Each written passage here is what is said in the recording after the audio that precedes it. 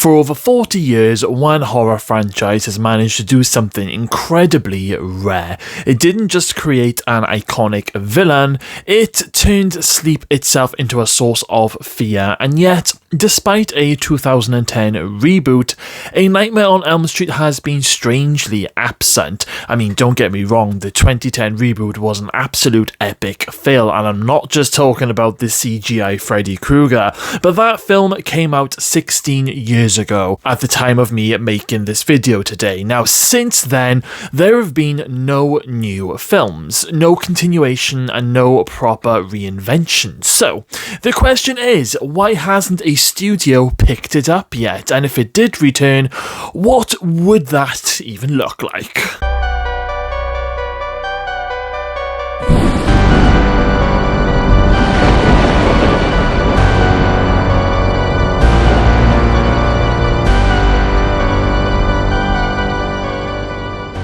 The reason A Nightmare on Elm Street still gets discussed is simple. The concept is flawless. You can avoid places, you can lock doors, but you cannot avoid sleep. Put that together with a horror legend, Freddy Krueger, a burnt man with a glove with knives as fingers. That idea hasn't aged. If anything, it's more relevant now more than ever. I mean, we live in a world that's defined by exhaustion, anxiety, and of course burnout, and yet the franchise has stalled, and that's not because the idea doesn't work anymore, it's because it's difficult to do it right. Also, from what I've heard in recent years, the Craven estate now owns the rights to A Nightmare on Elm Street, and I don't think they actually mind, about a studio coming up with an idea to pick it up and do something with it, but according to reports, the price has to be right. Apparently, they do want a lot of money from a studio, and according to the same reports, they also want the right script, so that on its own adds a layer of difficulty. But let's talk about the elephant in the room, Freddy Krueger. Freddy isn't just a character, he is a whole performance, and for decades, that performance was defined by that amazing actor, Robert Englund. Now,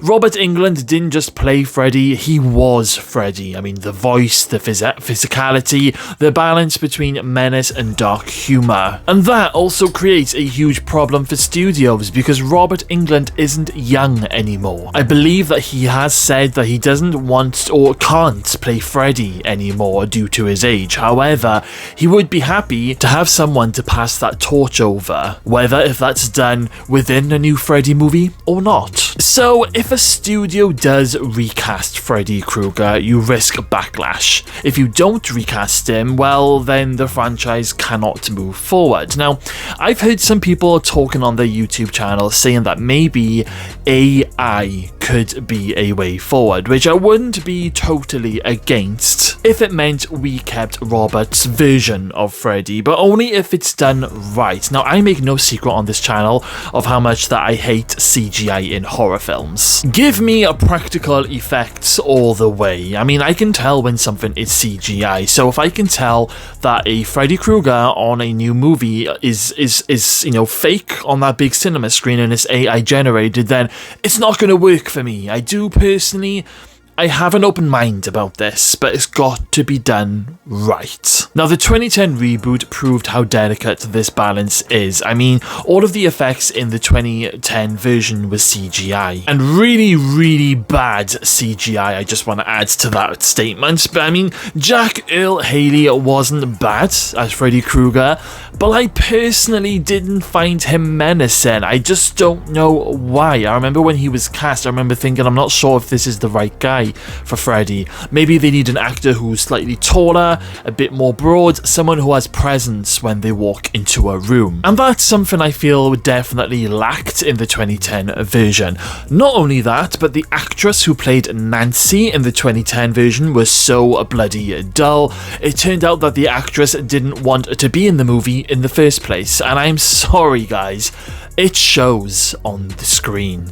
Now, if you're gonna recast the Nancy character, that is just as important as Freddy. You've got to get it right.